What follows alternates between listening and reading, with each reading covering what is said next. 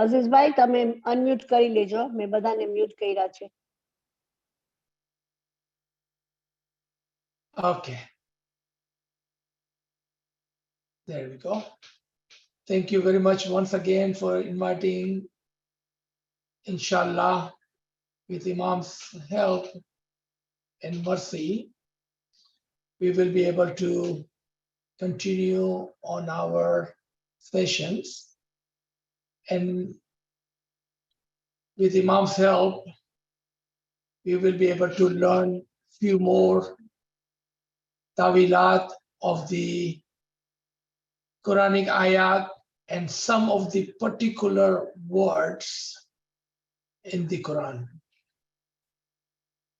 Let's start with the most perfect name, Nur Maulana Shah Karim al-Husaini Hazir Imam. Hazir Imam. Ya Maulay Mehrban Madad Farma. Ya Maulay Mehrban Madad Farma. Ya Maulay Mehrban Madad Farma. Madad Farma. Allahul Qayyum Ali Allah Madad Farma. Nur Maulana Shah Karim al-Husaini Hazir Imam. Ya Maula Tawfiq Tahid Himmat wa Yari Maula. Tawfiq Tahid Himmat wa Yari Maula. Ya Maula Madad Farma. Ya Maula Madad Farma. या मौलाए मेहरबान, तेरी मदद के बगैर हम कुछ भी नहीं कर सकते हैं मौला. अपने नूर से हमारी मदद फरमा मौला. अपने नूर की रोशनी में हमारी हिदायत फरमा मौला. या मौला, जिस रास्ते पर तेरा नूर और तेरी हिदायत हो, वही रास्ता हमारे लिए दुरुस्त और बिल्कुल दुरुस्त है मौला. या मौलाए मेहरबान मदद मौला मदद. Thank you again to all of the friends online. Inshallah, we will continue today. Today is our part 4 on the parables and allegories, unveiling the Batini tawilat of various parable of the wise Quran. Today, we are taking on a subject of fire. Fire is mentioned many different ways in the Quran. Amazingly, fire is mentioned as a blessed fire. And then fire is mentioned as a punishment. How do we understand when a same word, a single phrase is used for blessing and at the same time punishment? I did not know what example I was going to use until I saw the picture behind Sherazbai and Merun, the picture of Imam in their background. Imam is a perfect example. When a mu'min, a believer, a murid sees Imam, he finds himself blessed, happy, in the light of Nur, all enlightenment. But at the same time, when a disbeliever, non-mu'min, those who dislike or disbelieve the Imam, they feel very uncomfortable, they feel jealous, and the fire of jealousy becomes the punishment for them. I believe that this is a great example, but also an easy example for us to understand how a fire can be blessed and how a fire can be punishment. And in this example, we saw that Imam in the one place is the blessing and reason of happiness for the mu'minin, at the same time a punishment and a reason of unhappiness due to jealousy towards the Imam. With this example, let's say, what does this cause? What does cause this fire to become a punishment for someone? And then we will look at how can a fire be a blessing for someone. And we will, inshallah, use more examples for us to understand. It is said in the Hadith, he who dies and does not recognize the Imam of the time dies in the manner of death of ignorance, and ignorant is in the fire. Here you notice it did not say when someone would die ignorant, they will be in fire, but it says they are in the fire today. Now you take this example with the example we used a minute ago. Those who do not believe, have iman, have complete marifat, understanding of the Imam, that is the reason and only reason they will ever have a jealousy. That's the only reason they will have an unhappiness or dislikement whenever they would see the Imam, because they do not understand, they are ignorant of the position, rank, marifat, nur, imamat, and all of the above, what he stands for. And therefore, they feel the jealousy, which makes a fire for them in which they themselves burn due to jealousy. In our some other subjects, some other day, we will talk about how jealousy kills the Iman. Jealousy kills our bandagi and good deeds. Jealousy kills all of the dua and ibadat. Jealousy is like a fire.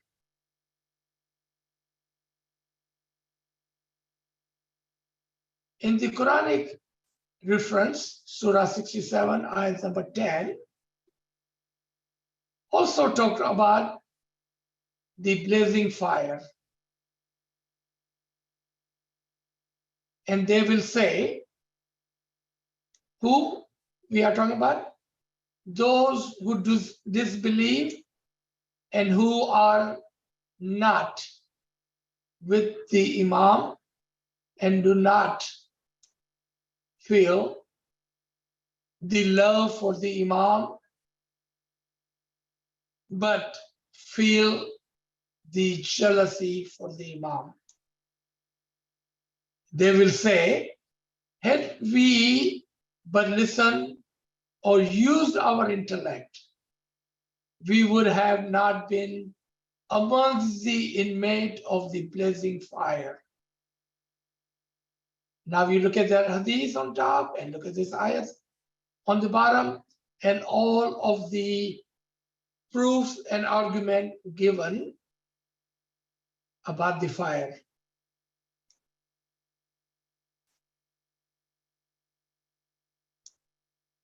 Intellect and ilm has much to do with happiness, iman, faith, belief, love, and the recognition of Imam. In other words, those who are in the recognition of Imam, they will not die the death of ignorance, and therefore they will not be in the blazing fire. Why would someone would be ignorant of it? As they have listened to something other than Imam. They left their ears, their eyes, and their hearts open to the ilm and talimat of the others. And that caused them to fall in the ignorancy and fall into the fire. On that day, this will be their statement. And what is the statement? May I ask everyone to mute themselves, please?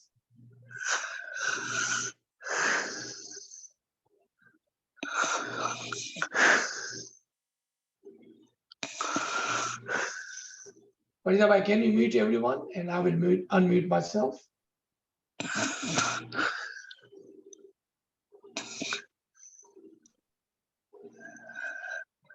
This is Kayal. If somebody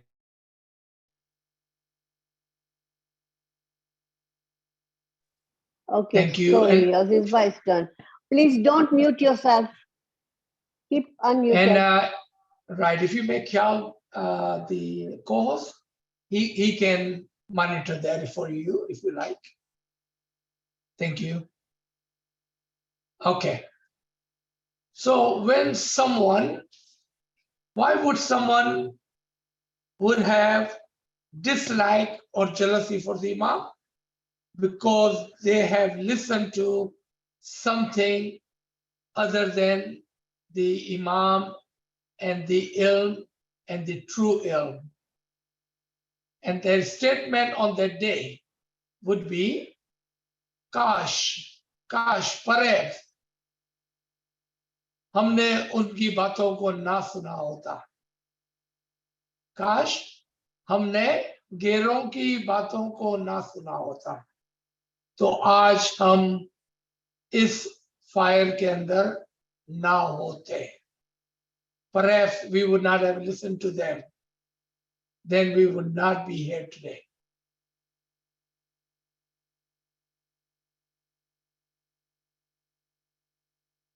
To know, to understand, and divine knowledge.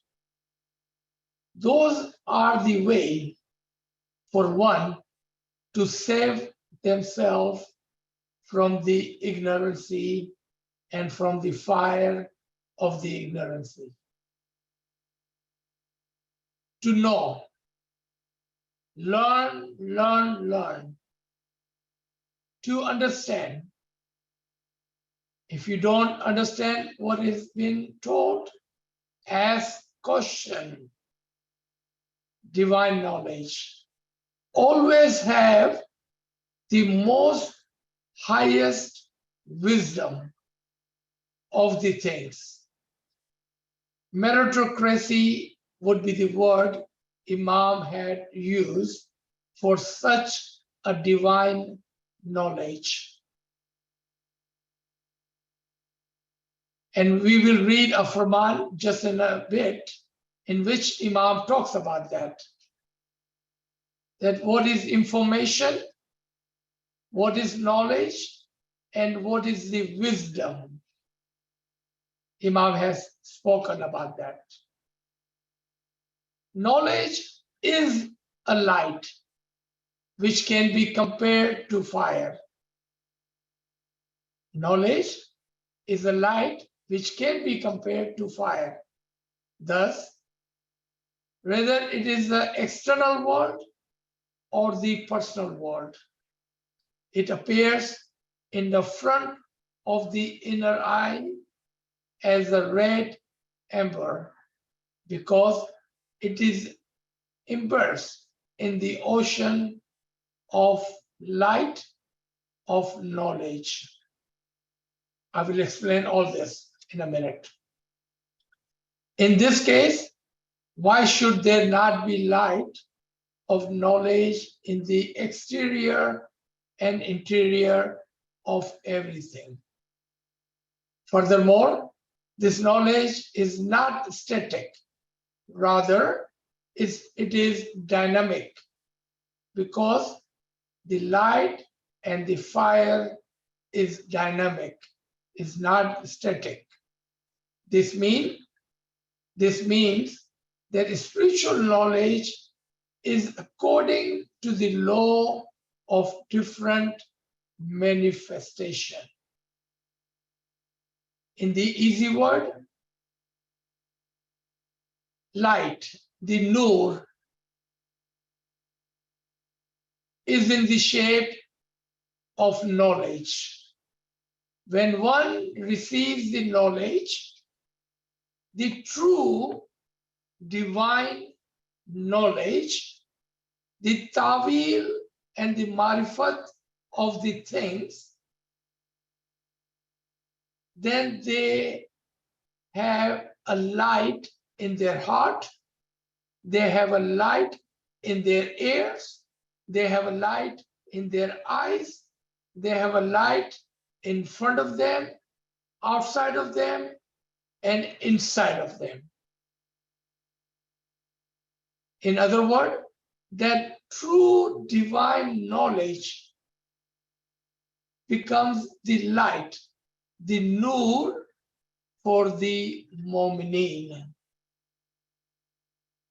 On the flip side of that, when someone listens to and starts to take the incorrect, illogical,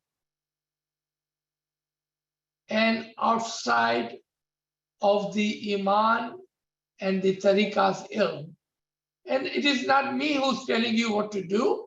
You have free will to do what you like to do. But let me remind you of Imam's Farman. In Kalam Imam Mubin, Imam talks about whose ilm you should be listening to and whose ilm or who could give ilm of our tariqah and understanding. And Imam says, in the example, Nasara takes the ilm of their religion from their people. Jewish, they take their ilm from their own people. Muslims take their ilm from their own people? Why would we go outside to look for the true ilm when the true ilm, it can be given and received from within? Meaning, take the ilm from the Jamaat and someone who has the divine knowledge of our tariqah. Always take the knowledge. If you want to know about the tariqah, if you like to understand the tariqah, if you want to learn about our tariqah, if you wanted to learn and have the recognition of Imam, where would you go and find that knowledge? After all this, we find Imam, our Jamaat, and sometimes even the best of our people are looking for ilm, the divine ilm, outside. Imam is in our Jamaat. The ilm of the Imam is in our Jamaat. The true marifat and the tawil, the batin, is only and only in our Jamaat due to the Imam and his nur. The second example given here, as the knowledge is dynamic, meaning there is a tanzil, what is written, then there is a tawil, and tawil is dynamic according to the time and the place. There may be a tawil given today, then tomorrow, according to time and place, and according to our understanding of the ilm, tawil would change as the tawil, the light of the knowledge, is dynamic.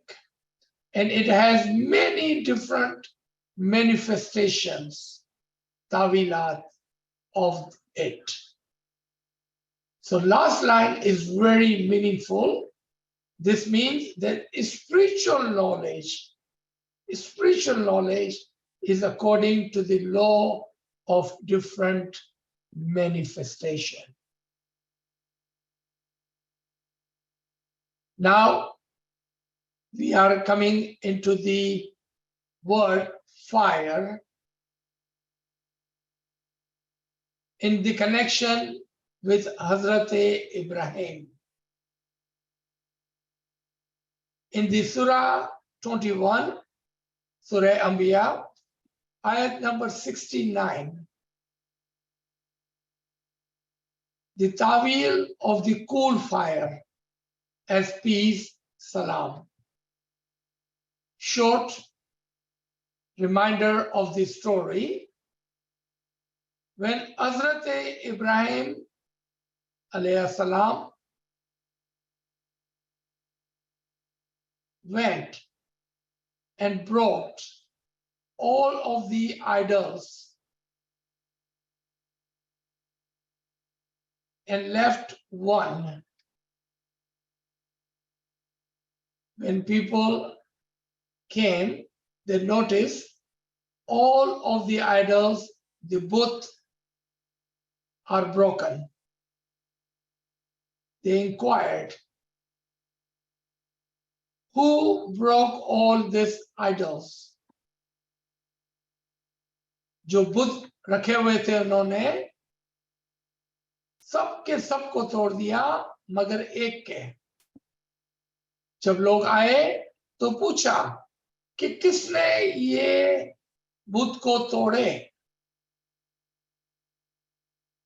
कुछ लोगों ने कहा कि इब्राहिम ने तोड़े होंगे क्योंकि वो हमेशा इन बुतों के खिलाफ काम करता है, बोलता रहता है। They said it must be Ibrahim, as he always speak and work against our idolship. So they grabbed Ibrahim and they brought him to the place where all of the idols were broken on the ground and asked, did you break all of our gods? Ibrahim said, why don't you ask this one God? I see he's still standing there. Why don't you ask him? He's your God. He should be able to reply. Why don't you ask him who broke other gods?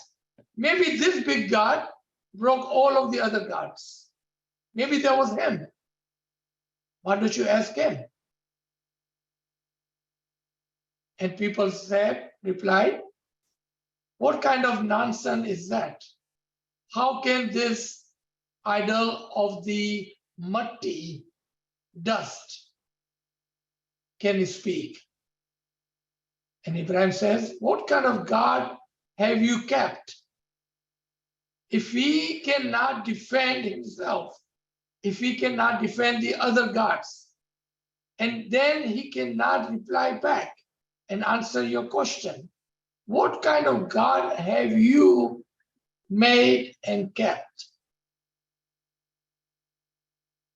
Of course, they got really angry at him, and they took him to the king,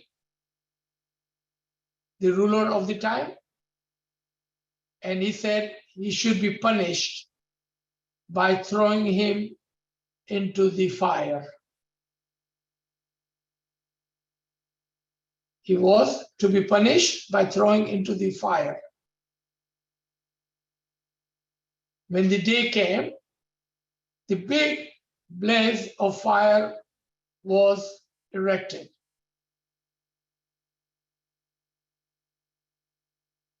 An angel appeared in front of Ibrahim and asked, "Oh Ibrahim, what would you like?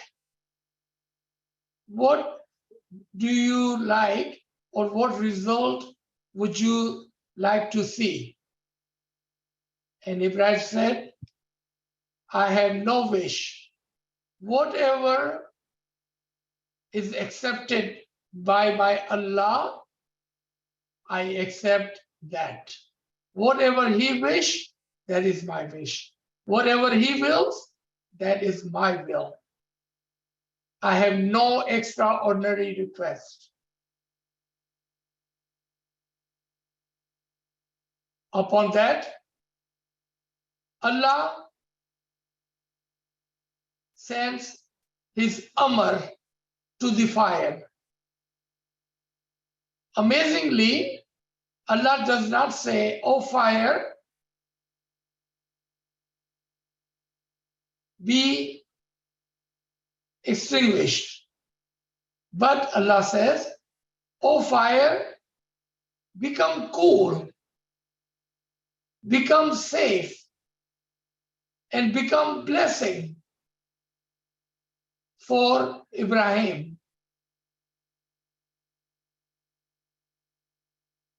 How can a fire be cool? That is not the attribution of fire. Fire has two attributions: hot and light. There is no such thing as the cool fire, because that is not the attribution of fire. So instead of saying be extinguished, ये नहीं फरमाते हैं कि ये आग तू बंद हो जा. क्या फरमाया? ये आग तू ठंडी हो जा और मेरे मोमिन पर सलाम, ब्लेसिंग बन जा. आग किस तरह से किसी के लिए सलामती हो सकती है, जबकि सलामती के लिए किसी शख्स को जिंदा होना पड़ेगा, जिंदा होना चाहिए, जबकि आग तो जला देती है और मार डालती है. How can fire be a peaceful or fire be blessing, fire be salamati for anyone, when the attribution of fire is to burn and kill? So luminous tawil of this verse, this blessed word, is if God had to so willed, he could have said simply to the fire, be extinguished. Band ho ja. It would have been extinguished or band ho jati. Fauran se, instantly. And Hazrat Ibrahim would have remained safe, but only physically. Instead of that, however, this would not have been a great favor of God for his friend Ibrahim. So, thus, God transformed the fire into cool fire, and then this cool fire into his sacred light. Are you paying attention? What Allah have done? He transformed the fire into the cool fire, and then this cool fire into the sacred Nur. For Salam is the one of the supreme names of God as well. So what did Allah do? If Allah had said, Band ho ja, bujh ja, extinguish, O fire, then the fire would have been no more and Ibrahim would be saved physically. But Allah not only wanted to save him physically, but Allah wanted to give him something more than that. So look at the miracle. He asked the fire to become cool, and then he made their cool fire into the Nur for the Ibrahim. So when he was thrown into the fire, he went into the Nur of the Imam, and he became Fanafi Imam with his Nur, and he became Salam, ever living, with a total salamati, with a total blessing, forever in the peace and the light of the Lord. Here, I must tell you what this fire was. Our Hudududdin have taught us when someone have jealousy for the Mu'mineen, especially great Mu'mineen, especially Bhagat, especially Arifin, especially Imam. When someone have jealousy for them, they are starting a fire and they burn in that fire, the fire of jealousy themselves. But on the other side, in the other hand, the same bowl of fire of jealousy they are throwing toward the Mu'mineen and Arifin, Allah by default, by his habit, turned their fire of jealousy into the cool fire, and then turned their fire into the Nur for them. क्या हुआ कि जब जब कोई भी मोमिनों से हसद करता है। जब जब कोई भी आरिफों से हसद करता है, जब जब कोई भी इमामों से हसद करता है, तो खुदावंद ताला अपनी आदत के मुताबिक इस हसद की आग को ठंडा कर देता है और फिर उसको नूर में बदलता है।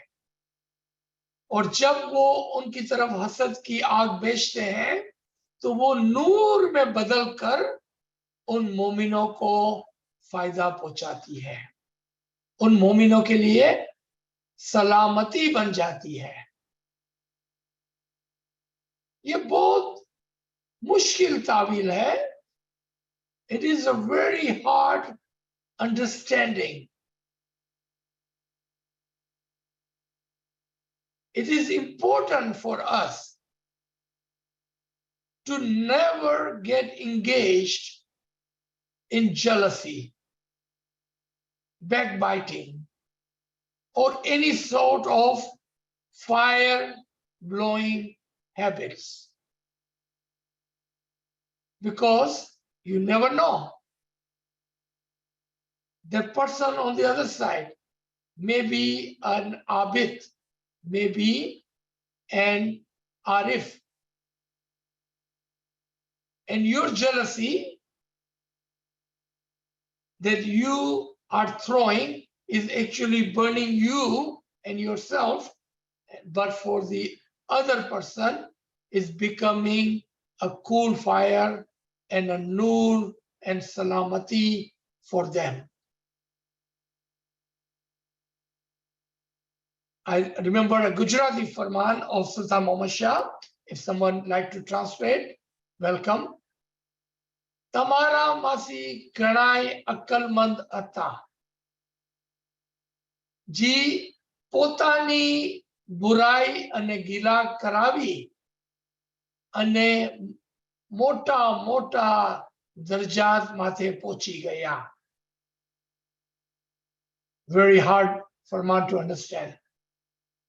That there are few, very few amongst you, due to the jealousy of the other, they had received the highest rank of marifat. That farman is what this ayat is speaking of and what the tawil was. So tawil came from this kind of faramin guidance of the Imam. It is also mentioned in the verse 59, Surah 59, verse 23. He is the king and the holy Salamati. Indeed, he is the supreme name, Salam. God is the light, the nur of Salamati. That is, he is that holy light, the nur, in which there is Salamati of eternal paradise. Remember, for Ibrahim, the fire became garden, a paradise, and a place of eternal peace. The special names which are mentioned in the verse 59, 22 through 24 are a chain of light of the Imam. Because this light is always and always present in this physical world in the form of Nur and the Imam. Among those, Salam is also a luminous supreme names. If you would read this Surah Hashr, the last 3 ayat, go to Surah Hashr 59, you will find 16 supreme names of Ali Allah. Amongst those supreme names, you will find one supreme name As-salam. And that is the salam, salamati, nur, light, fire, which became the garden of the paradise for the Ibrahim. Inshallah, this can be easily understood. If you did not understand what I just said, raise your hand and ask question. So what I like to do here, I would like to stop, even though the next subject is also about the tree. So today we covered the fire, which was the negative fire, became the blessing for Ibrahim. Next week, we will cover the fire, which was the guidance and the blessing for Musa. So I will stop here. That way we have time for the comments and time for the question. G. We can unmute now, or if you want to raise your hand, Kyal will help you with your questions.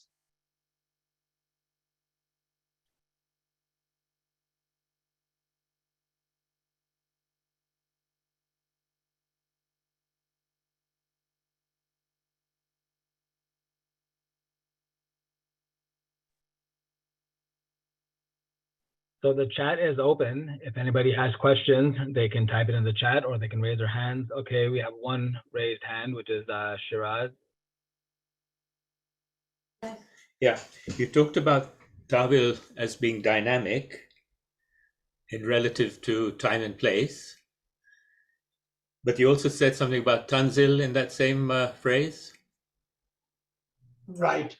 So we have a Tanzil, which is static, and the Tawil is dynamic.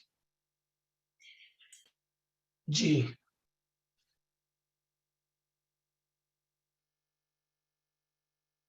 So did you have a question about that?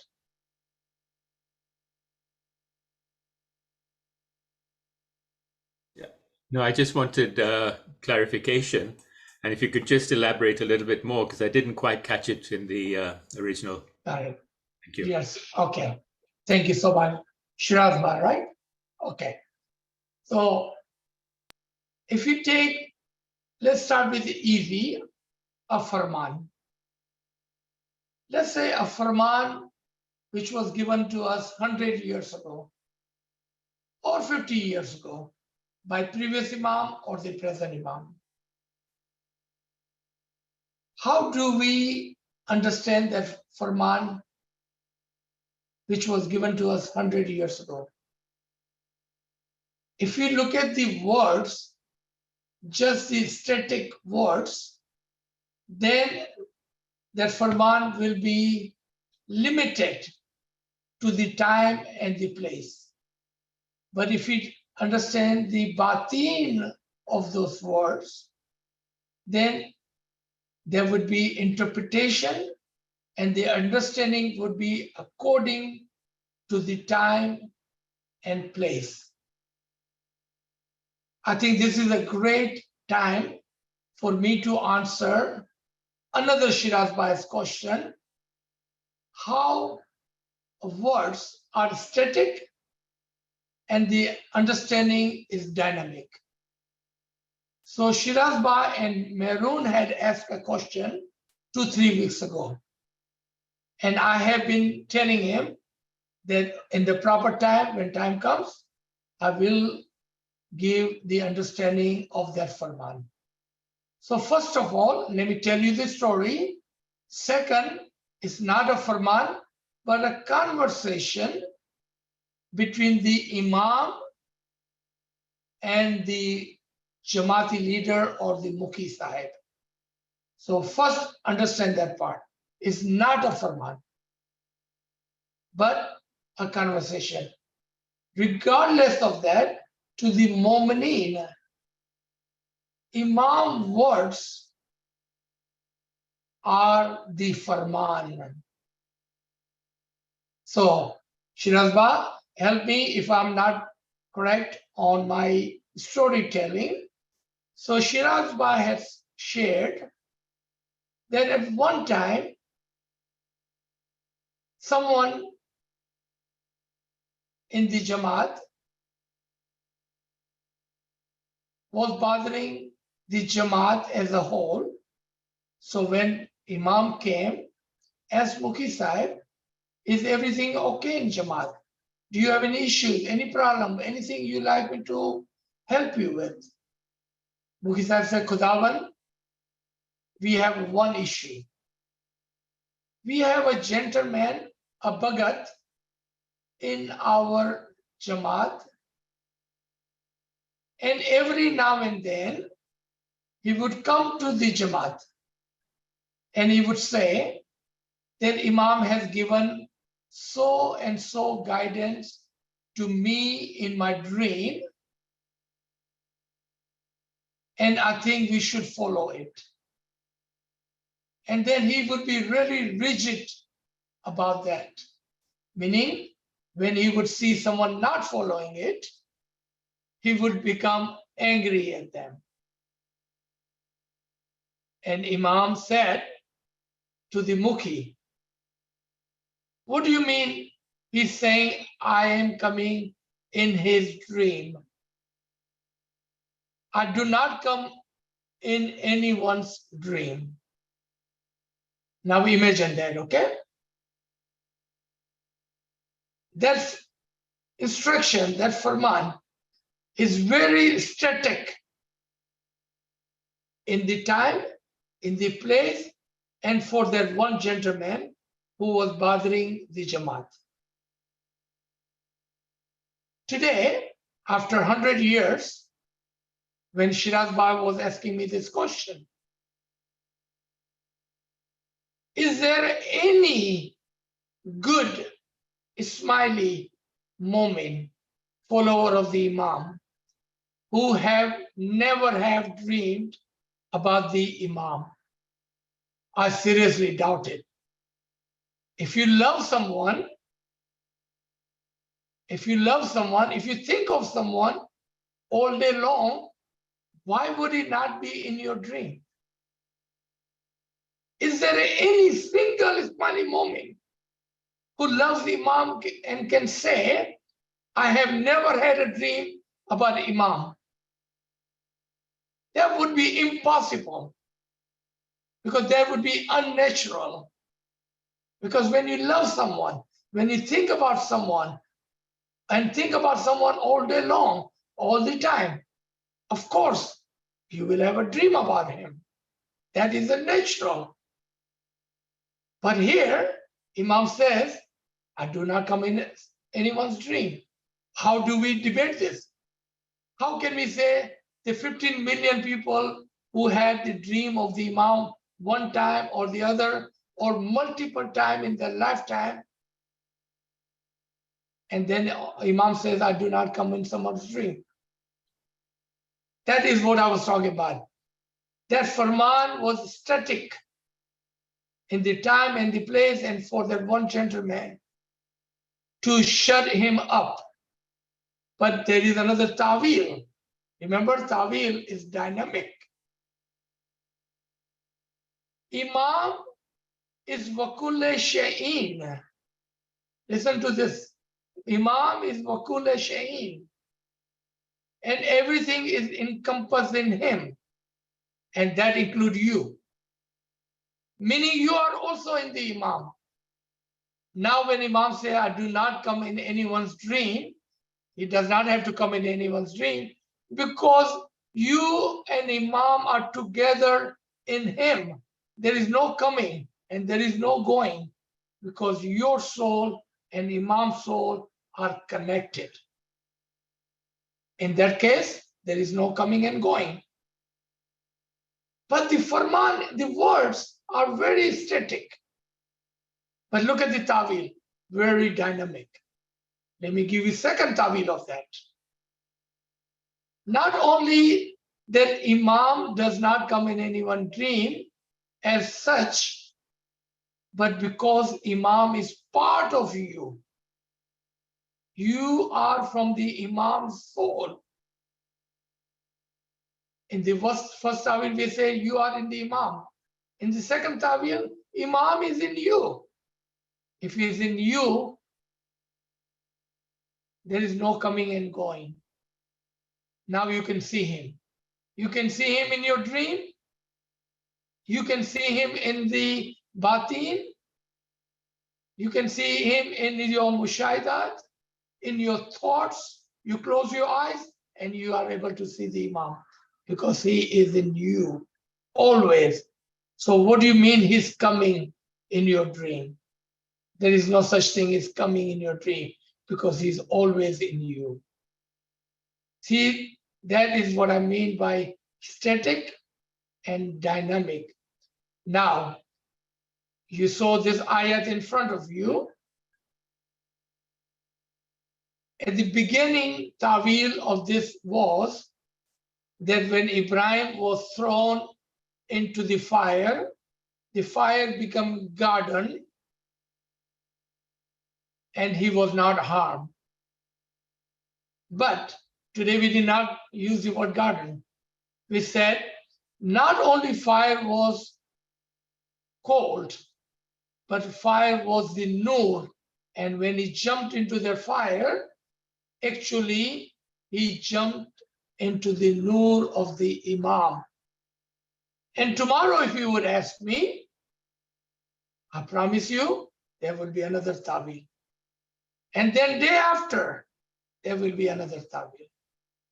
Because ta'wil are dynamic depending on your understanding, your level of understanding, and the time and the place as we move forward.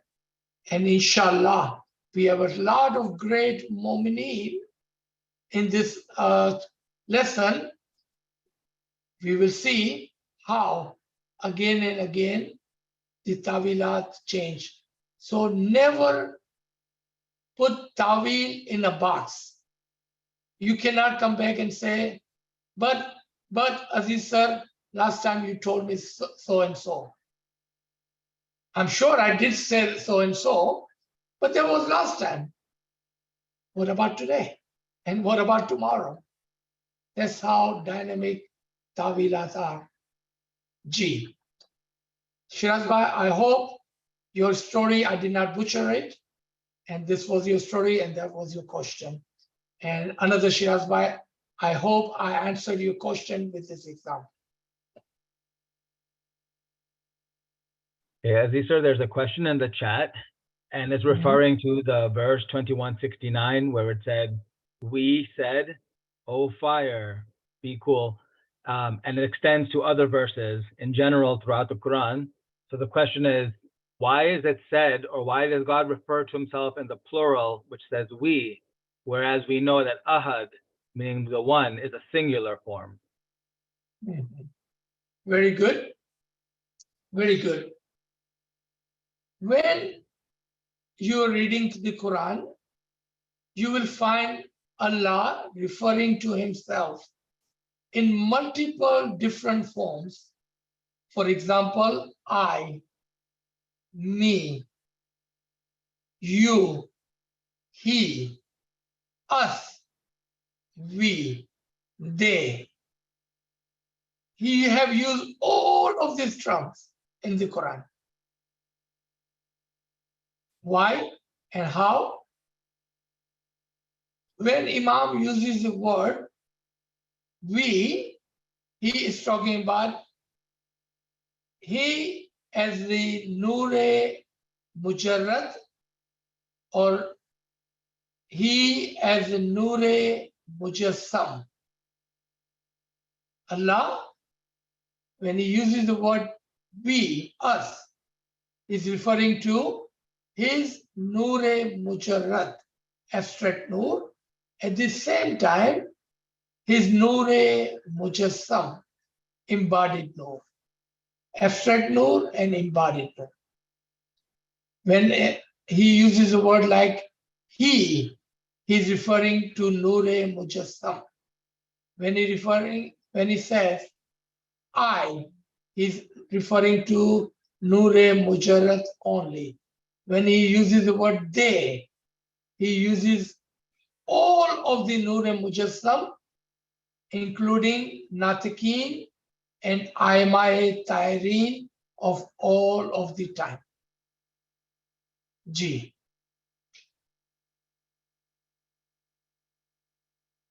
Okay, there's no other questions in the chat yet. If anyone has a question on this subject, they can type in the chat or raise their hand. In the meantime, Azizra, I think you already touched upon it in the session. I just find it to be very interesting that oftentimes, or in this case, that the same one word can be, or the same concept can be understood in two different ways.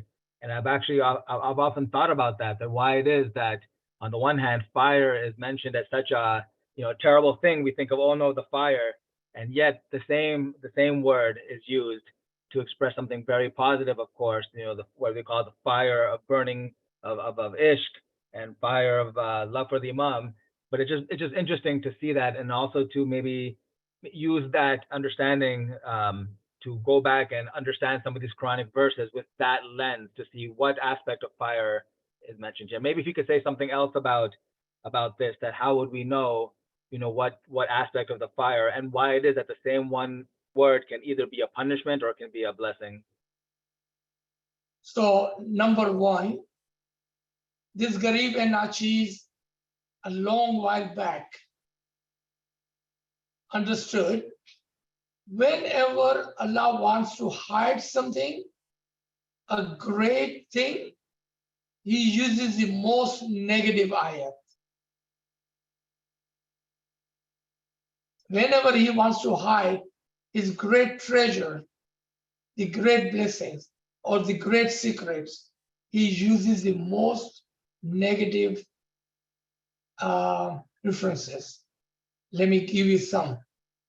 When he was talking about the buzzing sound of the Israfili Nakur, he used the example of mosquito, the smallest example. No one can think there's something as insignificant as mosquito, and this example of the mosquito could be given for something as great as the Nur and Nakur of the time of Qiyamah. He uses the most insignificant example. Second, Allah says, if it was possible for them, why don't they reach to the heaven and listen in? It sounds like no one can reach to the heavens to listen to the Kalima Bari Ta'ala. What is the secret in that? He's saying, it is possible for you. If you want to listen to the Kalima Bari Ta'ala, why don't you reach to the heaven? It's an invitation in a negative form. And again, he uses a negative thing to show something positive. Another example. If you are thrown into the hellfire, then you will be kept there forever. Mafi. When you are thrown into the hellfire, you will be burned. But when you are thrown into the heaven, you will enter there forever.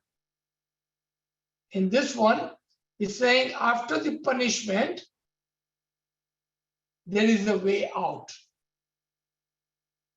But when you are in the heaven, that is the place of a permanent living.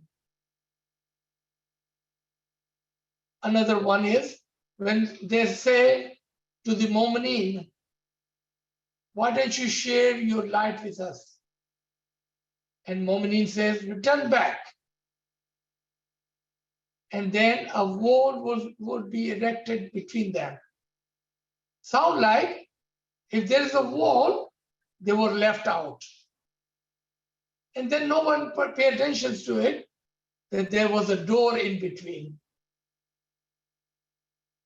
So those who were left out, if they wish to come in, they can come in. But another secret was hidden there. Those who are in the right side of the wall can also fall out. Examples on the example. Sometimes negative example for the positive, sometimes positive example for the negative. So Allah uses those kind of allegories.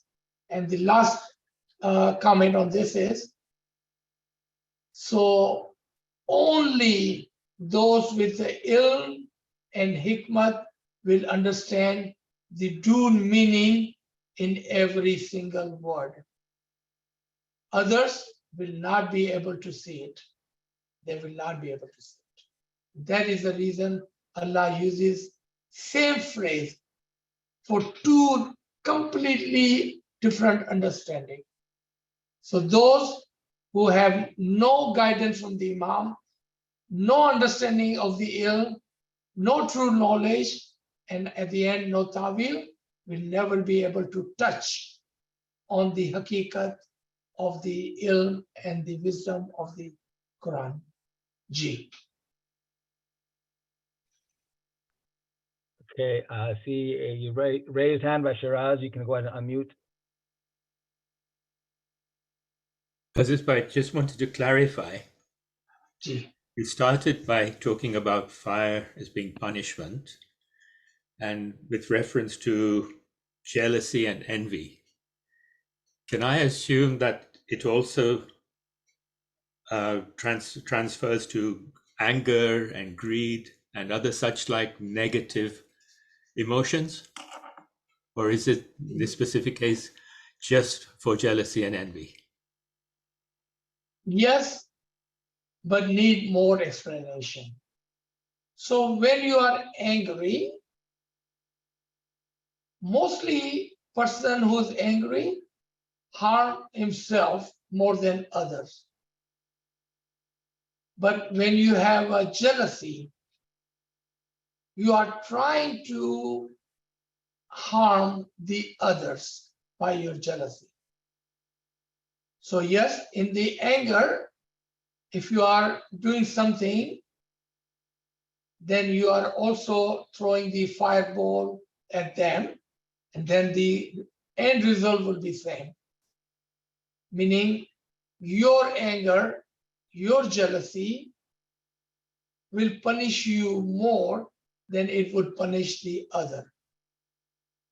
Because fire will burn you before their fire will touch the other. If your anger was unjust, because anger can be just too, but jealousy is never just. So that's where the difference comes in. Anger can be just, but jealousy is never just. Let's take the example. You are angry at your children for them not following your order. You told them not to do something and they still did it. So your anger was there for their correction, not there to punish them. You were not angry them so you can punish them. You were angry so you can teach them. Now, jealousy, on the other hand, is complete fire. No benefit. There is no benefit in jealousy because you are jealous of what they have and what you don't have. And in that, there is no positive aspect. One cannot say, well, I'm jealous of this guy because he deserved it. No one can say that. But one can say, I'm angry at that guy because he had done something which he was not supposed to do. Meaning his anger was there for the purpose of correction. Now, if he's angry and is harming the other guy, then that turns into the fire. It's no longer for the purpose of correction. G. Okay, Aziz sir, there's a question in the chat. If, as you say, tawil is dynamic and there are multiple tawils, how would one know which one to choose for our interpretation? Should somebody pick the one that should somebody pick the one that resonates? Okay, should somebody pick the one that resonates with them?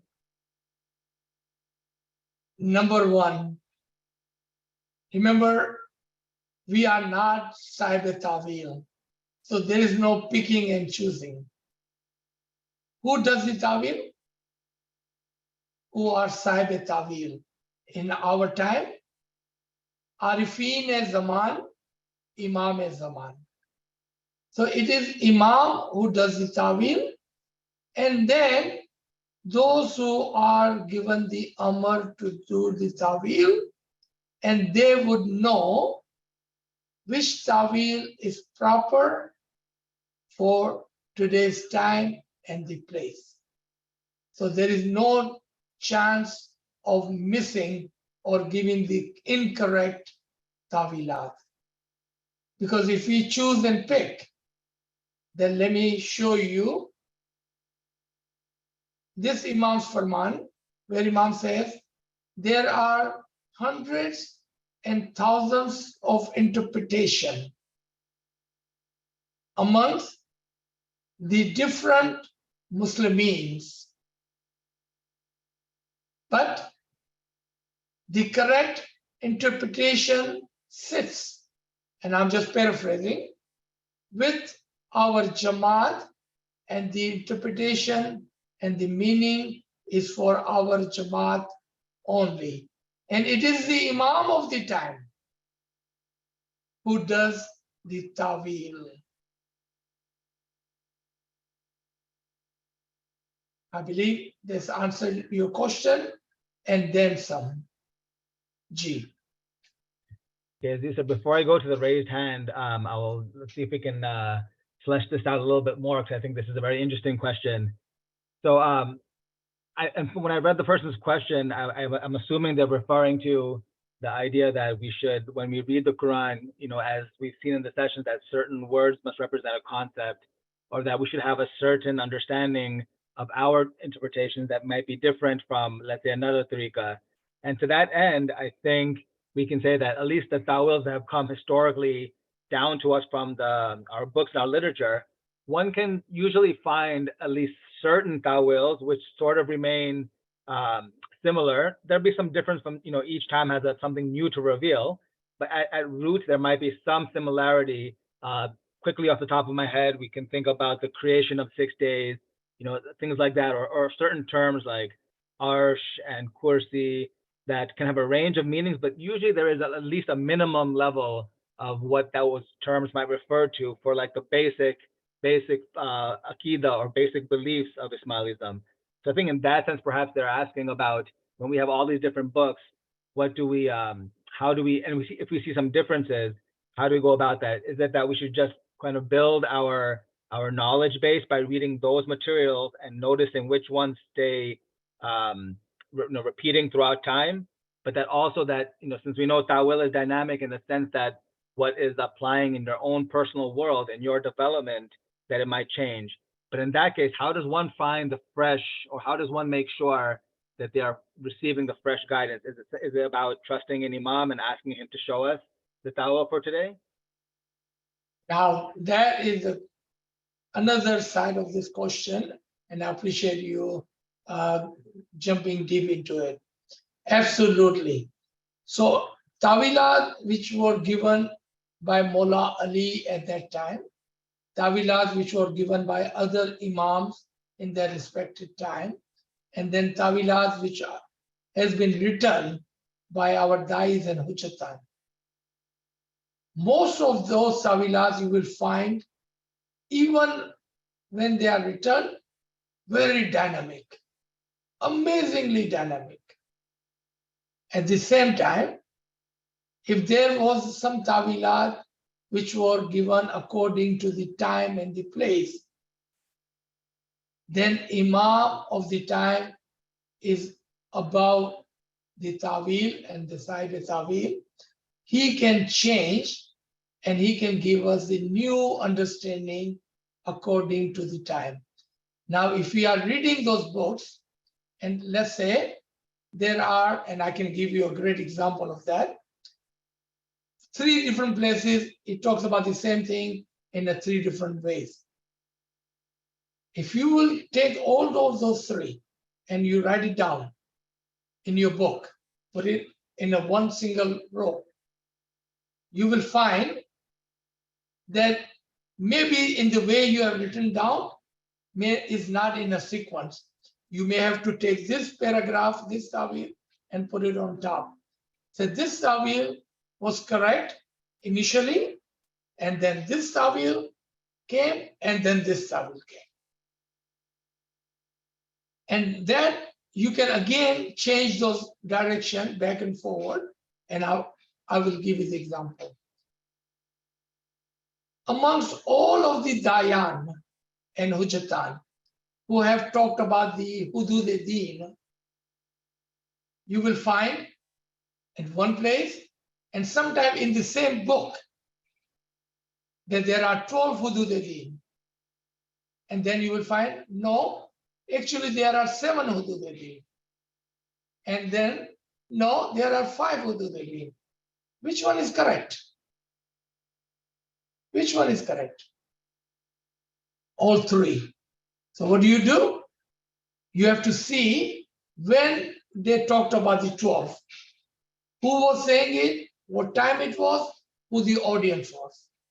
Second, when they said 7, when they said it, what time that was and who the audience was. Third, who said it, what time it was and who the audience was. And you will find that they were all 3 correct. Now, if you cannot do that, if you don't know how to put them in order, then what do? You ask the Imam al-Zaman. Now, directly you can ask him. You don't have a telephone number where you can call Mawla Papa. Then you look for those who are complete in the ilm, who have great understanding in the ilm. They will be able to help with Imam's permission, inshallah. Now, this was a better question. G. Okay, and there's it looks like it's more like a comment, but they're looking for some reassurance that they're understanding correctly. And the comment is, we could understand that Tawil can change as one continues to learn and get ilm and ibadat.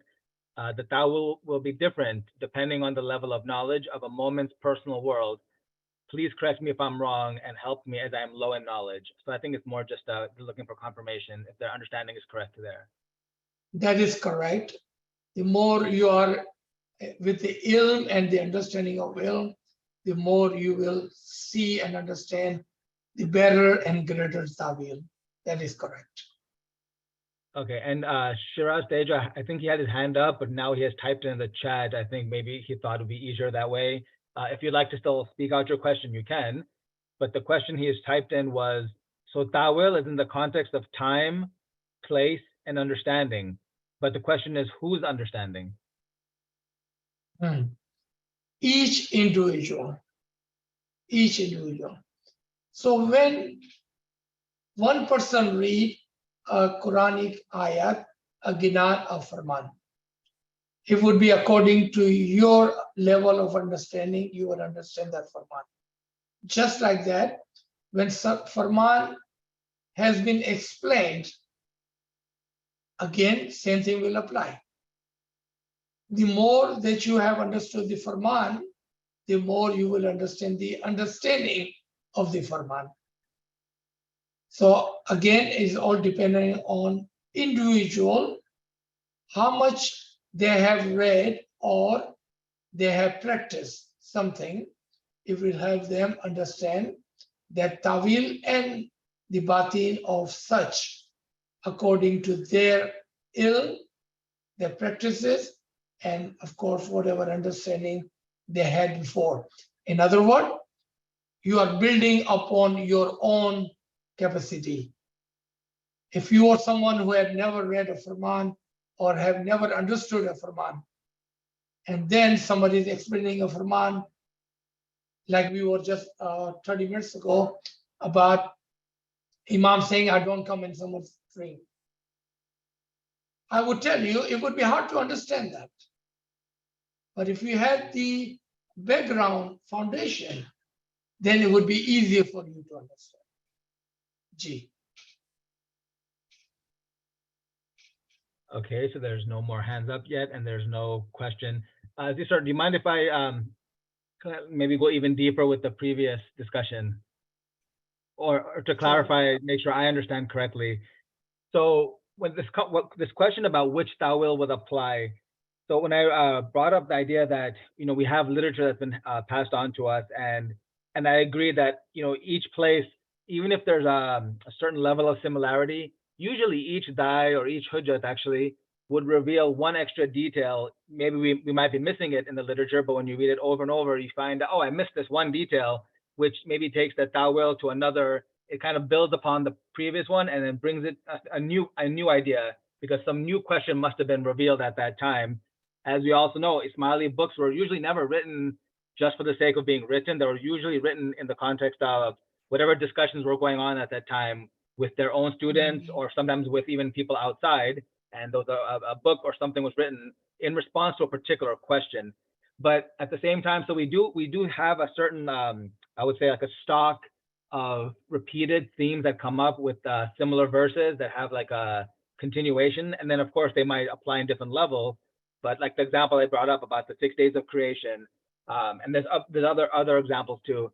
So would you say then that maybe for the initial levels, when one is, as an Ismaili, is reading the Quran, let's say, and wants to understand the Quran, but not just to read it by themselves, by just picking up and starting to read from end to end, then those previous books that have certain tawils, if we can have a like a minimum level of knowledge that we know that certain verses are bringing us in line with our interpretation, and that is good for the tawil at that level. But that usually when one goes further and deeper into the subjects, that at that point one goes beyond the books that were written in the past, because that was a different time and place. And in this time, we're looking for something which is speaking more directly towards us, or perhaps as we grow in our spiritual understanding, then that is where it becomes important to seek out fresh knowledge for today. And then in that case, we would understand that if we ask the Imam, then why would he not provide it for us? It might take time, it might take some study. In fact, Imam says it takes many years of study, and I don't think he just means reading books, but I think it means even sometimes it might take time to perfect the question in our own mind.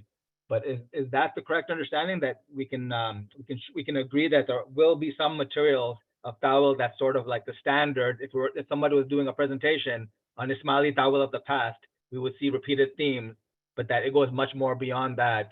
And for that aspect, we have to trust in our search for knowledge, in our trust in our Imam, and also our practice of ibadat, which will hopefully open the doors. That is correct, because without the basic knowledge of the understanding or tawil of the Quran, it would be really hard to read Quran. That is correct understanding. G. Okay, does anybody have any more questions? They can type them in. Let me expand on that last thought too. So now someone might also ask, I have a feeling that there might be some questions in people's minds, especially after these series that we're learning, is what is the real need, or what is the benefit, or really exactly why does one need to know the tawil? Is it simply that we know what this verse means and somebody else doesn't know what this verse means, or that we can feel comfortable that, okay, in such and such verse, this actually refers to the Imam, or refers to Natik, or refers to our own our own heart as the place where signs are shown? Is it just simply to have like an information basis? Or, and I think this is what I've come to understand over the years of studying this, is that and sometimes it's overlooked, I think, in some of the scholarly works, is that the tawil, not to say it's not important to know which verse or what the tawil of that particular verse is, but that it's meant to orient the reader or the seeker's attention and mind into the higher level way of thinking, so that there's some sort of transformation, that they're dealing with verses that might seem simple, for example, about mountain or a honeybee, which we might think has nothing to do with us. yeah, we can learn the ta'wil and who it refers to and who the honeybee actually is. But the whole, the impetus behind that is to make a transformation in our own way of thinking or feeling or understanding ourselves. Is that the real, why do we need the ta'wil? That will be the question. Right. So actually, that's a great question. We, as a human and especially as an intellectual, we always want to know what is the background of things and what is the meaning of this or that. And especially when we're reading Farman, just reading Farman like a newspaper does not do any good. Then what do we need? We need the understanding of that. Same goes for dua. Reading or offering a dua does not mean anything unless we understand. Just like that, when we know the batin of the things, it helps us understand what we are doing or what is all is about. Meaning, what is the purpose of our coming to this world? What is the purpose of having tariqah and having an imam? Because without that, there would be no difference between a human and animal, because animal does not care who is what and what is coming from where. In other place, in the human, they always want to know what is the meaning of things. And Tawil helps them not only the meaning of things, but then they will say, is there any other meaning behind that? And then there is any other thing in the back of that. And it opens their heart and the mind.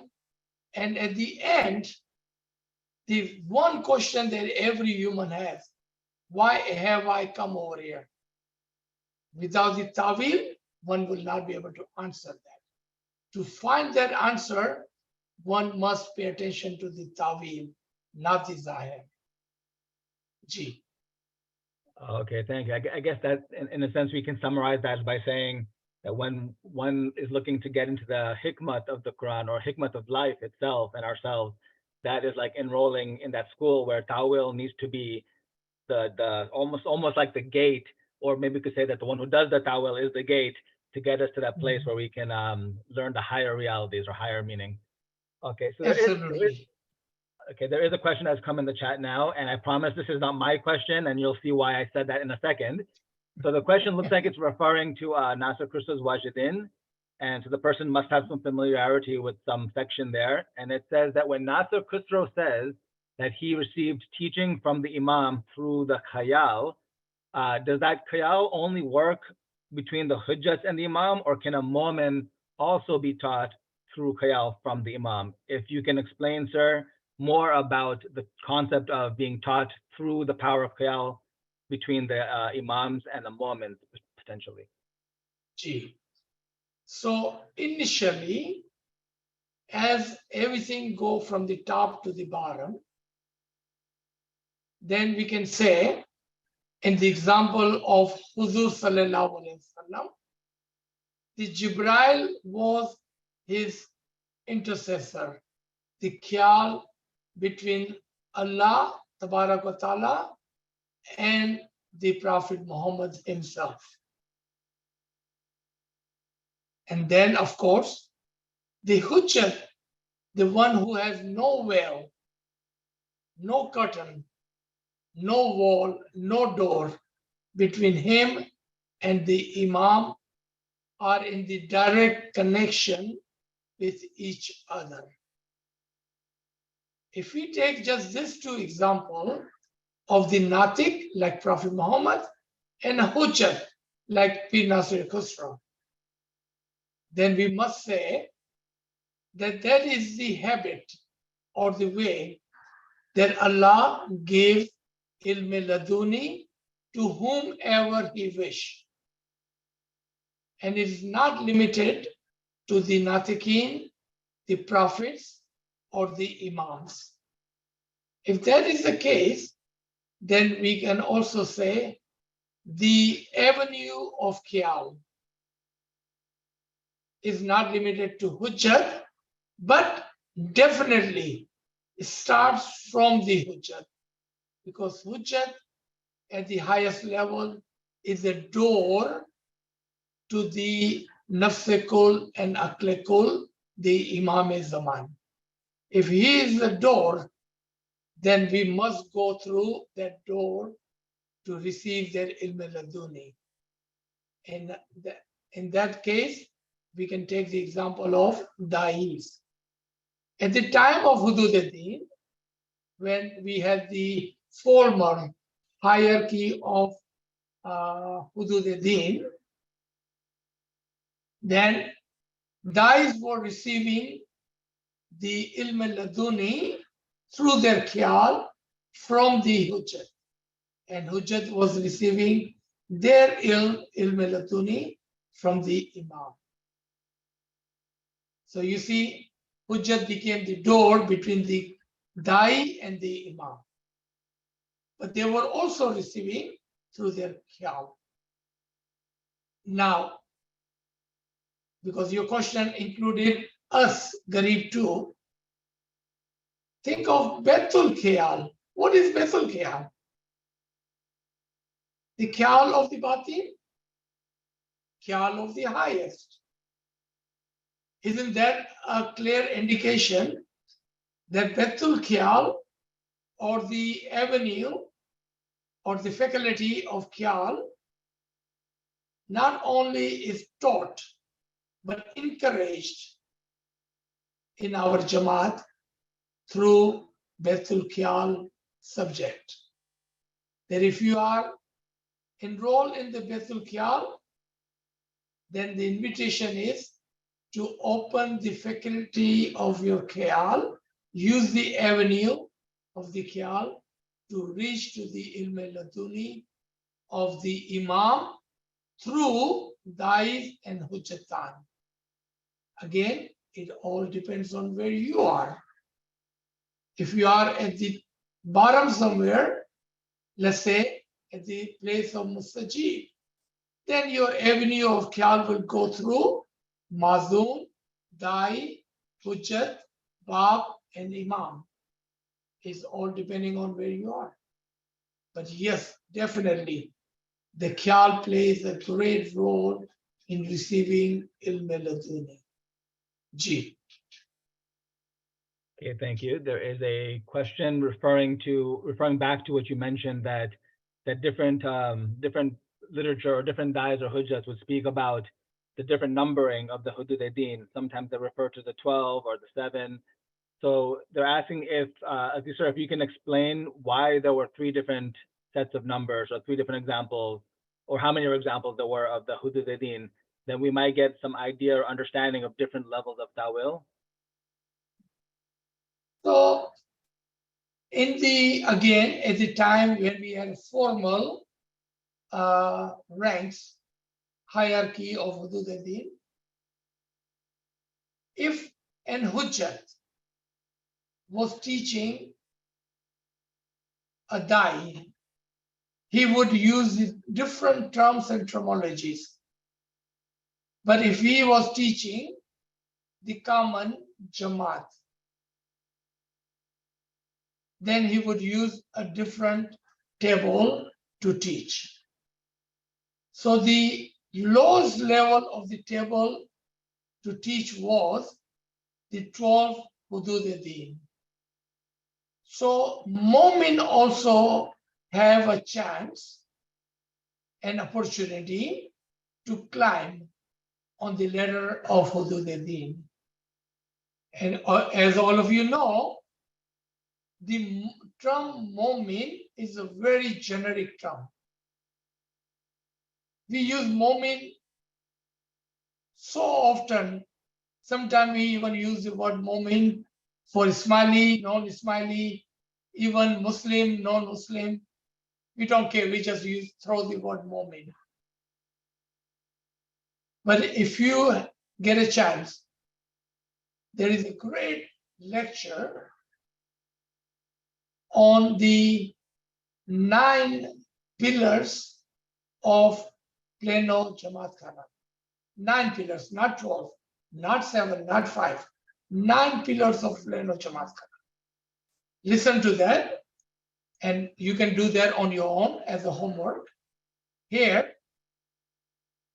if a Dai or a Peer teaching the common Garib people like you and me, then he will use the table of 12 by saying that you are a Mu'min. If you wanted to become part of the Hudud al-Din, then these are the ranks table to climb on. Become a Mustajib. Then you can become a Mazun. Then you can become a Da'i. And then you can become a Hujjat. And when you become a Hujjat and you are with me, I will take you to the Imam. Remember, Hujjat is the door to the Imam. Then he will take you to the Imam, and to the Asas, and to the Nati, and to the Nafsekul, and to the Aklib. Because he was teaching someone who was not part of Hudud al-Din. If he had started from somewhere in the middle, then there would be no opportunity or chance or hope for Garib like us. Now, on the second stage, they will start from Dai and forward, only 7. That shows that that was a teacher training or a wise training session.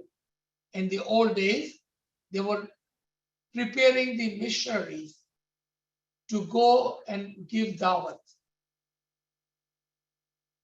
In that case, they will start from the Dai. Because Dai and Ujitan would have this kind of session to prepare the missionaries for the dawat. As the missionaries themselves are considered to be the Mazun, either on level 2 or 3, they already know what Mustajib is and what is the function of Mustajib, what is the function of Mazun, and what is the function of Mazun and Mutallaq. So they would be taught from Dai, Il, and forward. Dai, Hujjat, Hujjat-e-Azam, Imam, Asas, Nafsekul, Aklekul. So now there are only 7. But if this ilm was coming from the Imam directly to the Hujjat,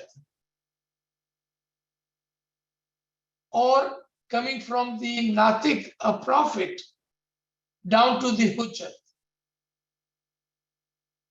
he will use entirely different term, and there will be only 5.